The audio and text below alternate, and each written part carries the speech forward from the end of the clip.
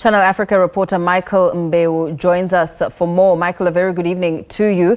Thank you for your time. I mean, on the eve of elections, how prepared does Malawi seem as, millions will cast their votes tomorrow?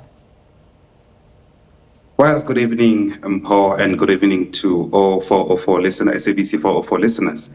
Yeah, it's all systems go here in Malawi, where tomorrow the citizens will be lining up to cast their votes to decide for the future of Malawi for the next 5 years.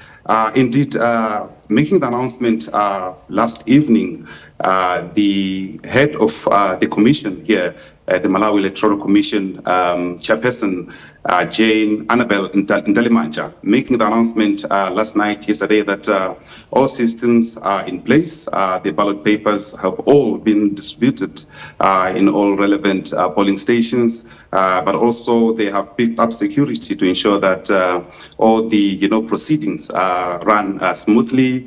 Also, they have deployed personnel to ensure that they assist those who will be queuing tomorrow to cast their votes. So it looks like, it's all systems go, and we are ready to witness that election tomorrow.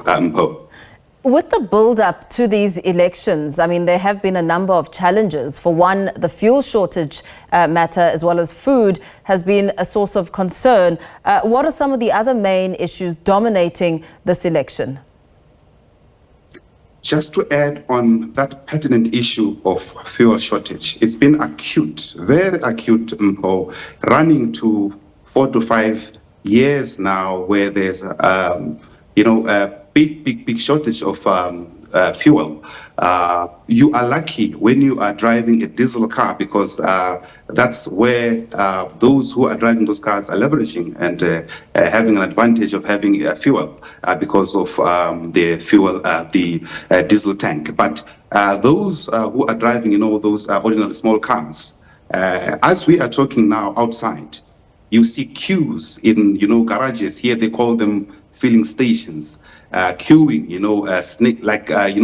snake queues, which is something that has crippled the economy, because, as you know, without fuel, then it means that goods cannot move, people cannot get to work on time, but also any other essential services cannot reach out, to those who need them the most on time. So that is why the economy has gone down, and also looking at the inflation skyrocketing every day. Today you buy bread, for example, in South Africa for 20 rand, you come back tomorrow, it's 25 rand, and then it goes on and on. So people here need change. They've spoken. We have, traversed around, the cities here. Like today, I just came back from a 4-hour drive from another city of Blantyre, because the main tally center is now where I just came back here in Lilongwe. So we came here on Saturday, but speaking to the people, the level of despair is, of the highest level, because of, like you said, the economy is not performing. And but also what is contributing also to this despair and making it so complicated is that some people are resorting to taking their own life, because they are not able to provide for their families, and this is causing a lot of uncomfortability in their families, because of in their households, because kids are not able to go to school, and then also so much happening in the families. They are not able to have enough sufficient food, but also other provisions that enables a human being to live.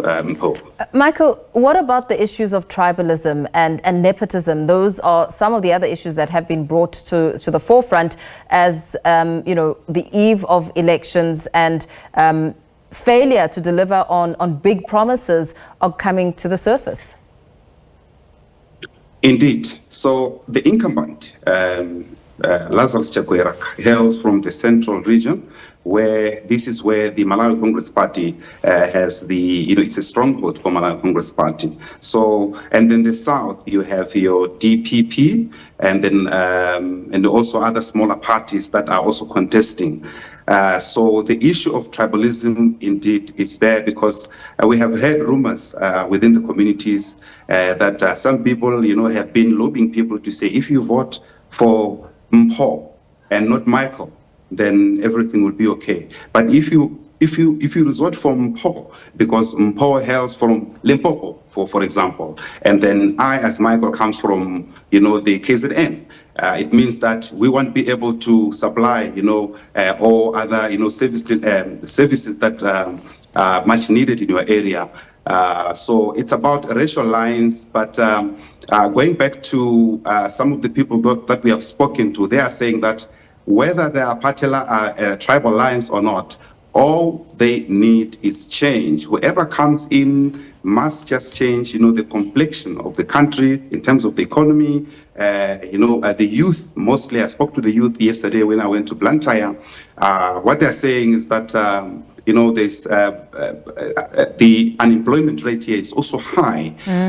They are trying to do their own businesses, but now they buy the stock today for 1,000 rand. Tomorrow they go back, it's 2,000 rand. So it's not working, and then it's bringing their life down. So it's quite interesting, and that's why it's being, it's being called one of the most contentious elections we ever seen in Malawi, because of the people that I've mentioned in your intro that are, contesting these elections. Chakwera wants a second term. BPP's Peter Mutharika wants, he's a comeback kid. But what people are saying is that he's too old, to manage to be able to control, the party. They are citing that some of the people are using him so that, they will be able to maneuver through him and then be able to deceive him to do things that are not, in line with either constitution or the laws of the country for their own benefits. And then you also have Joyce Banda, who is a comeback kid. He started his own party. We will see how far, she has lobbied the supporters. And then you also have, the other party for the late deputy president, which is now being led by Kabambe, who is also, he's a former governor. And the people here are like saying maybe they should give him a chance.